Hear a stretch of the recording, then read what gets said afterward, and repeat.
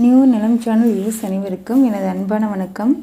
நம்ம இன்றைக்கி பார்க்க போகிறது ஒரு 2-3 தகவல் ஒன்று கூடி நம்ம பார்க்க போகிறோம். வாங்க வீடியோக்குள்ளே போகலாம். வீடியோ ஸ்கிப் பண்ணாமல் பாருங்கள். மறக்காமல் சேனலை சப்ஸ்கிரைப் பண்ணுங்கள்.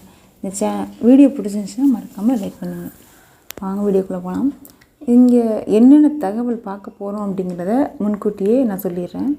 நோயிலிருந்து குணம் பெற என்ன செய்யணும் அப்படிங்கிறதையும், அலுவலகம் மற்றும் வியாபார ஸ்தலத்தில் அமரும் முறை, அந்த முறையை படம் போட்டு இந்த வீடியோவில் சொல்லப்பட்டிருக்கு. அது மாதிரி நீங்கள் செஞ்சு பார்த்துட்டு அதுக்கப்புறம் உங்களுக்கு அது நல்லா இருந்தது அப்படின்னா அதையே நீங்கள் பின்பற்றலாம்.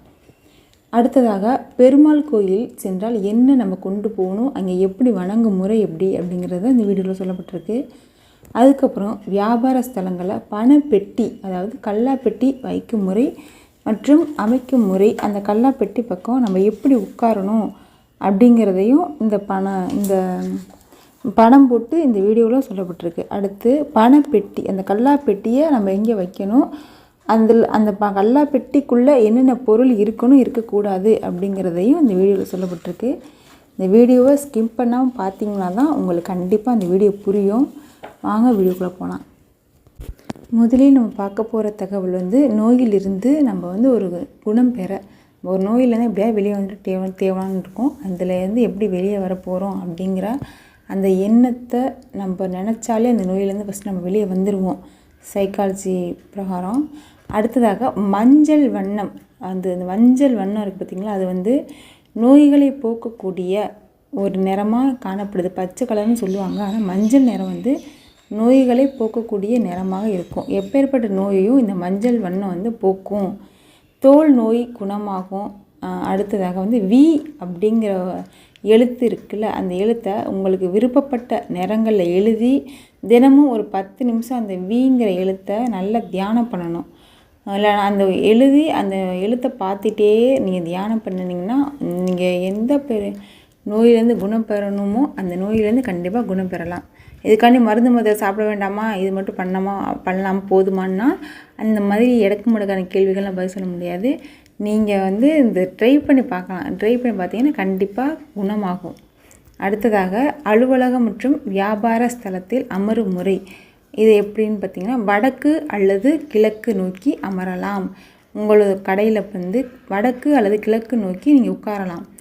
பெரும்பாலும் தென்மேற்கு பகுதியில் உட்கார்றது ரொம்ப நல்லது, அமருவது ரொம்ப நல்லது. அப்படி அமரும்போது நாற்காலிக்கு பின்புறம் நீங்கள் உட்காந்துருக்கீங்கன்னா உங்களுக்கு முதுகு சைடு ஜன்னல் இருக்கக்கூடாது. அப்படி இருந்தாலும் ஜன்னலை திறந்து வைக்கக்கூடாது, காற்று வரணும் அப்படிங்கிறதுக்காண்டி திறந்து வைக்கக்கூடாது. வலதுபுறம் இடதுபுறம் திறந்து வைக்கலாம். உங்களோட வல்லாங்கை சைடு கை சைடு சோத்தாங்கை சைடு நீங்கள் திறந்து வைக்கலாம். முதுகு பக்கத்து ஜன்னல் இருந்துச்சுன்னா திறந்து வைக்கக்கூடாது. அடுத்து, வக்கீல், ஆடிட்டர், ஜோதிடர்கள் இவங்கள்லாம் என்னென்னு கேட்டிங்கன்னா, மேற்கு நோக்கி அமர்வது ஒரு வகையில் ரொம்ப நல்லது. தென்மேற்கு என்றவுடன் தென்மேற்கு மூலையில் போய் உட்காரக்கூடாது. தென்மேற்கு பகுதியாக இருந்தால் தான் ரொம்ப நல்லது. இந்த வீடியோவில் அந்த படம் போட்டிருக்கு, மேற்கு தெற்கு கிழக்கு வடக்குன்னு சொல்லிட்டு படம் போட்டிருக்கு. இந்த வீடியோ ஸ்கிப் பண்ணால் பார்த்தீங்கன்னா அந்த படம் வரும், அதுபடி நீங்கள் இருங்க, அது மாதிரி நீங்கள் உட்காந்துக்குங்க. அடுத்தது, பெருமாள் கோயில் சென்றால் எப்படி நம்ம போய் பெருமாளை வணங்கணும் அப்படிங்கிற முறையை பார்க்க போகிறோம். பெருமாள் கோயிலுக்கு போகும்போது கையில் கல்கண்டு கண்டிப்பாக கொண்டு போகணும். அடுத்து திராட்சை, அப்புறம் கொஞ்சோண்டுனாலும் ஒரு துளசி, உலர்ந்த திராட்சை, கல்கண்டு, இது 3ம் நம்ம பெருமாள் கோயிலுக்கு கொண்டு போனீங்கன்னா நீங்கள் நினச்ச காரியம் நடக்கும் அப்படிங்கிறது ஒரு ஐதீகம். இதை கொண்டு போனால் மட்டும் பத்தாது. ஃபஸ்ட்டு எடுத்தால் இந்த கோயிலில் கொடிமரம் இருக்கும், அதை ஃபஸ்ட்டு நல்லா வணங்கிடுங்க. வணங்கிட்டு கொடிமரம் ஆஞ்சநேயரை ஃபஸ்ட்டு நீங்கள் வணங்கணும். ஆஞ்சநேயரை வணங்கிட்டு கருடாழ்வாரை வணங்கணும். அதுக்கு ஆஞ்சநேயர் வணங்கின அடுத்து கருடாழ்வார் இருப்பார், அவரை தான் நீங்கள் வணங்கணும். அதுக்கப்புறம் பெருமாளை போய் வணங்கணும். இந்த மாதிரி வணங்கிட்டு வரும்போது நீங்கள் நினச்ச காரியம் நிச்சயம் நிறைவேறும். அடுத்ததாக, வியாபார ஸ்தலங்களில் பணப்பெட்டி அமைக்கும் முறை தான் பார்க்க போகிறோம். பணப்பெட்டினா கல்லாப்பெட்டி. வியாபார ஸ்தலங்களில் கல்லாப்பெட்டி வைக்கிறது அனைவருக்கும் குழப்பம் இருக்கும், இங்கே வைக்கலாம் அப்படின்னு. அந்த கல்லாப்பெட்டி சரியான முறையில் நீங்கள் அமைச்சு வச்சுருந்தீங்கன்னா தான் உங்களுக்கு போதுமான அளவு லாபம் கிடைக்கும். அப்படி லாபம் கிடைச்சா அது வந்து வீண் விரயமாக ஆகாமல் மருத்துவ செலவோ இல்லை தேவையில்லாத செலவோ இல்லாமல் உங்களுக்கு பயன்படக்கூடிய முறையில் இருக்கும். அப்படி இருக்கணும் அப்படின்னா சரியான முறையில் நீங்கள் கல்லாப்பெட்டியை வைக்கணும். அந்த இடத்துல எந்த இடத்துல வைக்கணும் அப்படின்னு கேட்டிங்கன்னா, தென்மேற்கு பகுதியில் பணப்பெட்டி அமைக்க வேண்டும். தென்மேற்கு அப்படிங்கிற ஒரு பகுதி இருக்குது பார்த்திங்களா, உங்கள் கடையில் தென்மேற்கு பகுதியில் கல்லாப்பெட்டியை வைக்கணும். நீங்கள் வடக்கு நோக்கி உட்காரணும், அல்லது உங்களுக்கு வந்து இடதுபுறமும் நீங்கள் வந்து கிழக்கு நோக்கி உட்கார மாதிரி இருந்தால் வலதுபுறமும் உங்களுடைய கல்லாப்பெட்டியை நீங்கள் வச்சுக்கலாம். அப்படி அது மாதிரி உங்கள் வசதிக்கு ஏற்ப இந்த மாதிரி செஞ்சுக்கோங்க.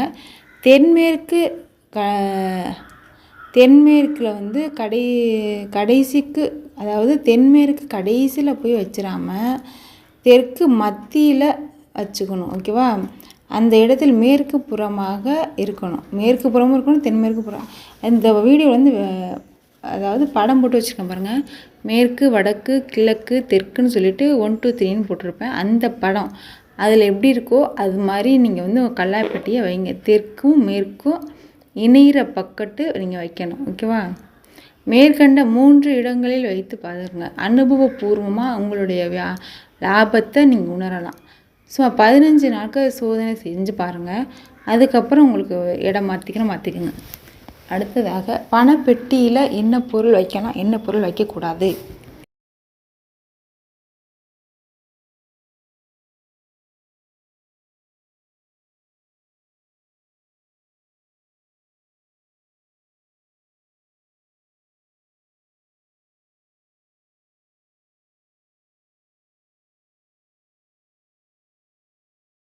அப்படிங்கிறத பார்க்க போகிறோம்.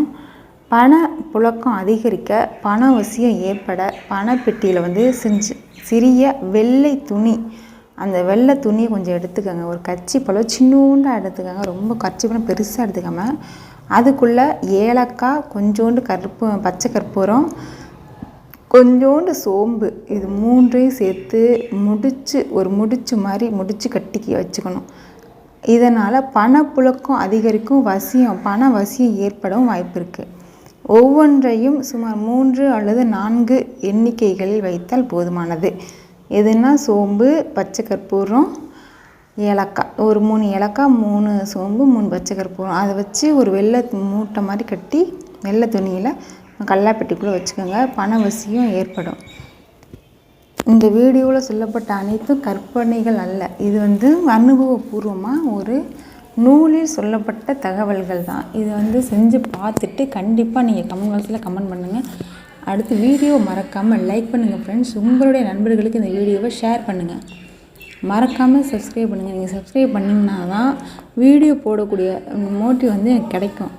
நீங்கள் வந்து சப்போர்ட் பண்ணிங்கன்னா தான் ஒரு எனர்ஜி கிடைக்கும். நீங்கள் வீடியோ மட்டும் பார்த்துட்டு சும்மா போனீங்கன்னா எந்த யூஸும் எங்களுக்கு கிடையாது. ஸோ நீங்கள் வீடியோ மறக்காமல் சப்ஸ்கிரைப் பண்ணுங்கள், லைக் பண்ணுங்கள், மறக்காமல் கமெண்ட் பண்ணுங்கள். இந்த வீடியோவில் சொல்லப்பட்ட அனைத்தையும் நீங்கள் செஞ்சு பார்க்கலாம், பயப்படாமல் செஞ்சு பார்க்கலாம். எந்த ஒரு இடைஞ்சல் பாதிப்பு வராது. நன்றி, வணக்கம்.